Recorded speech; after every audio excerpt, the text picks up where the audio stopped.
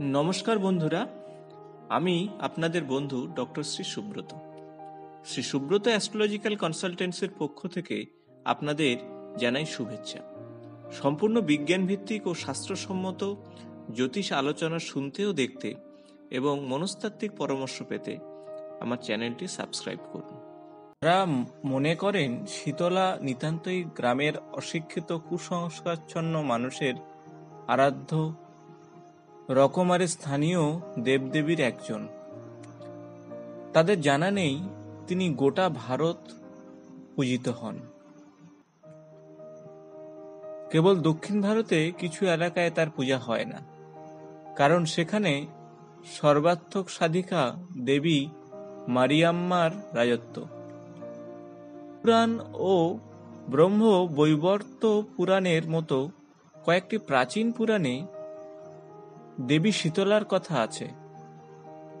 সেখানে তাকে গুটি বসন্তের অর্থাৎ স্মল পক্সের নিয়ন্তা হিসাবে দেখানো হয়েছে। যজ্ঞের আগুন থেকে তার উদ্ভব এবং ভগবান ব্রহ্মা কেবল তাকে নয়, তার সহচর জরাসুরকেও পূজা করার জন্য মানব জাতিকে উপদেশ দিয়েছিলেন। আবার অন্য কাহিনীতে দেখি দুর্গা কাত্যায়ন মণির ছোট মেয়ের হয়ে জন্ম নেন এবং তার শৈশবে বন্ধুদের কলেরা, উদারাময়, হাম, গুটি বসন্ত ইত্যাদি নানা ব্যাধি থেকে রক্ষা করেন। এই কাত্যায়নীর আরেক নাম হল শীতলা। ব্রহ্মার কন্যা এবং কার্তিকের স্ত্রী হিসাবে শীতলাকে দেখা যায়। পুরাণ ছাড়াও এই দেবী আছেন সহজ সরল লোককথায়, যেমন শীতলা কথা মঙ্গল কাব্য।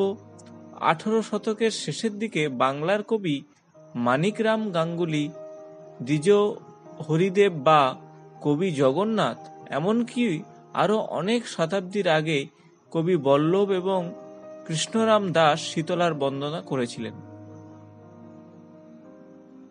বসন্ত নামক ভয়াবহ ব্যাধির টিকার দায়িত্ব নেওয়ার জন্যই সম্ভবত দেবী শীতলার সৃষ্টি, এবং এই ধারণা প্রচার করা হয়েছে যে তাকে ভালো করে পূজা করে সন্তুষ্ট করতে পারলে এই রোগ থেকে তিনি মানুষকে বাঁচাবেন।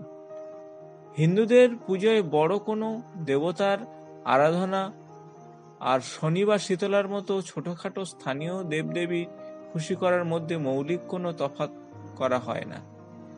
এ বিষয়ে নানা সাংগঠনিক হিন্দুর মধ্যে হিন্দু ধর্মের একটা পার্থক্য আছে। শীতলার ক্ষমতা নিয়ে অনেকের গল্প আছে। শিবের পরম ভক্ত রাজা বিরাট তাকে যথেষ্ট ভক্তি করতেন না। এই অপরাধে শীতলা তার রাজ্যে নানা রকম অধিব্যাধি এমন মহামারী লাগিয়ে দেন যে রাজা শেষ পর্যন্ত নথি স্বীকার করতে বাধ্য হয়। তিনি শীতলার করুণা ভিক্ষা করলে দেবীর মন গলে যায়, বিরাট রাজ্য রোগ মুক্ত হয়। মনসার কাহিনী মনে পড়ে সবাইয়ের।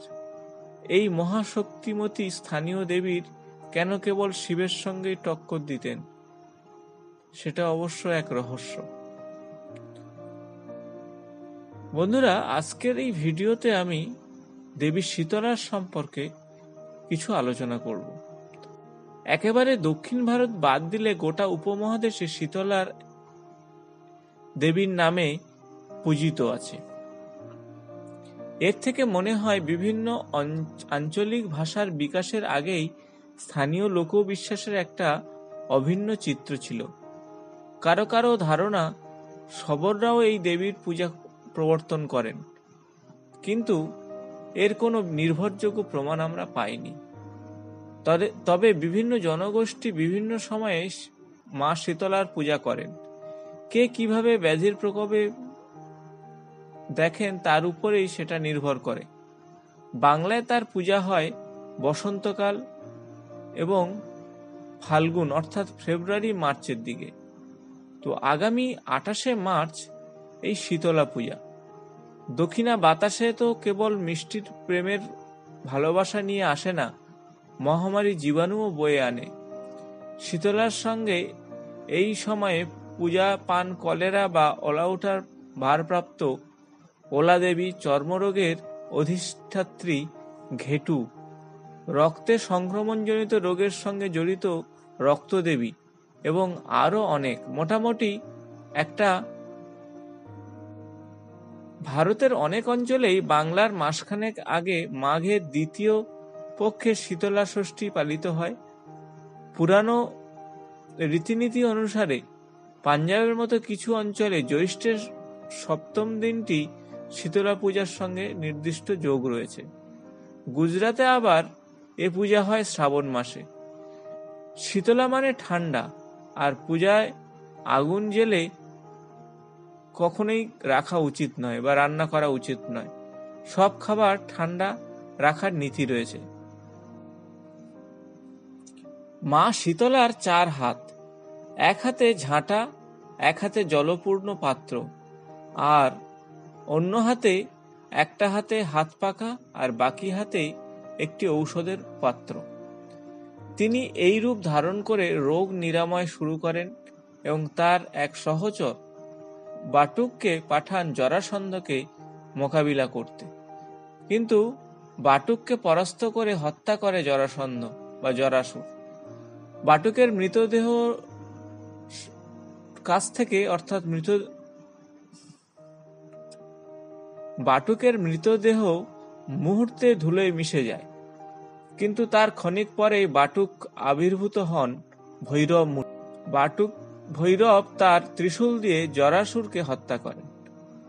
শীতলা বাটুক ভৈরব জরাসুরকে হত্যা করার এই কাহিনী পরে অন্য রূপ নিতে শুরু করে। কাহিনী যাই হোক বন্ধুরা, শীতলা আমাদের একটি খুব গুরুত্বপূর্ণ দেবী, যিনি এই ধরনের রোগকে আমাদের মনে করিয়ে দেয়।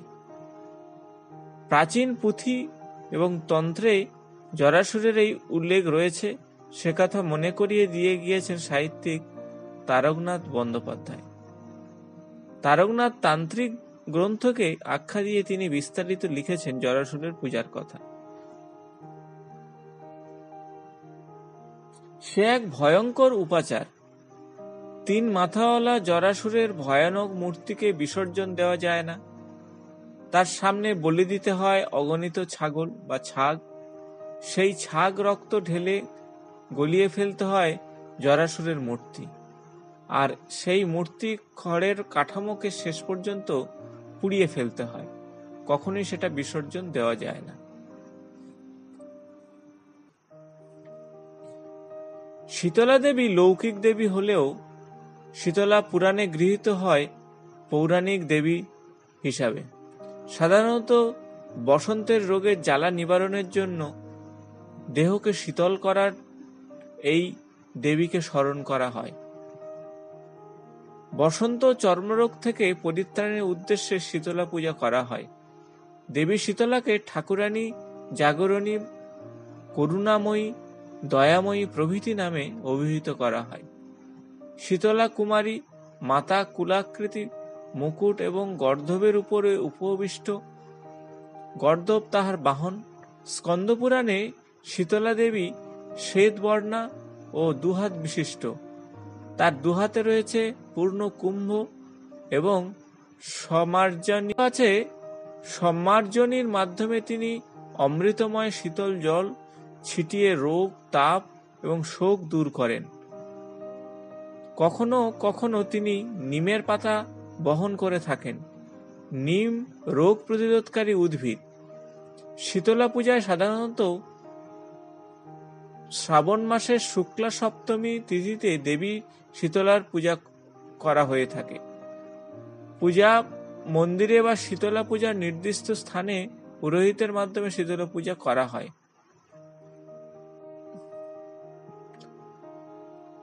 শীতলা পূজার পদ্ধতি অন্যান্য পূজার অনুরূপ হলেও এই পূজায় সবসময় ঠান্ডা জাতীয় ফলের প্রয়োগ আছে।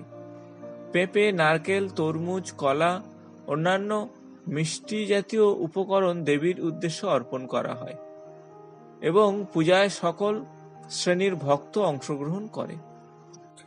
তো বন্ধুরা, এখন আসবো পূজার প্রণাম মন্ত্র। ওং নমামি শীতলাং দেবীং রাসোভস্থাং দিগম্বরীং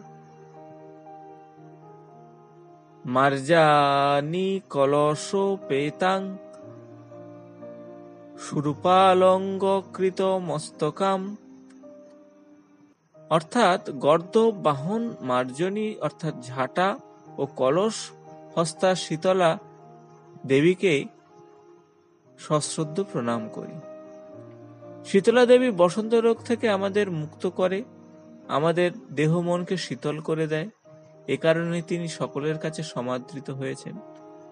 দেবী শীতলাকে স্বাস্থ্যবিধি পালন বা পরিষ্কার পরিচ্ছন্নতার দেবী বলে মানা হয়। শীতলা পূজার মাধ্যমে আমার স্বাস্থ্য অর্থাৎ আপনার স্বাস্থ্য বিধান ও পরিষ্কার পরিচ্ছন্নতা বিষয়ে সচেতন করে দেয়া হয় মানুষকে। দেবী শীতলার দুই হাতে রয়েছে পূর্ণ কুম্ভ ও সমার্জনী। কথিত আছে সমার্জনীর মাধ্যমে তিনি অমৃতময় শীতল জল ছড়িয়ে রোগ তাপ শোক দূর করে মানুষকে বসন্তের আক্রমণ থেকে রক্ষা করেন। শীতলা পূজার মাধ্যম দিয়ে আমরা এই ধরনের সেবামূলক কাজ করার জন্য উদ্বুদ্ধ হই। কখনো কখনো তিনি নিমের পাতা বহন করে থাকেন। নিম বৃক্ষ রোগ প্রতিরোধকারী উদ্ভিদ। আমরা বাড়ির আঙিনায় রোগ প্রতিরোধের জন্য নিম গাছ রোপণ করে দেখি আসুন বন্ধু। তো বন্ধুরা, শুনলেন এই ভিডিও থেকে মা শীতলার বিভিন্ন পূজা পদ্ধতি। এবং বন্ধুরা, যদি ভিডিওটি ভালো লেগে থাকে তাহলে বন্ধুদের সঙ্গে শেয়ার, লাইক ও কমেন্টস করতে ভুলবেন না। নিয়মিত আমার চ্যানেলের আপডেট পাওয়ার জন্য সাবস্ক্রাইব করে বেল বাটনটি প্রেস করবেন। আজ এই পর্যন্ত, নমস্কার।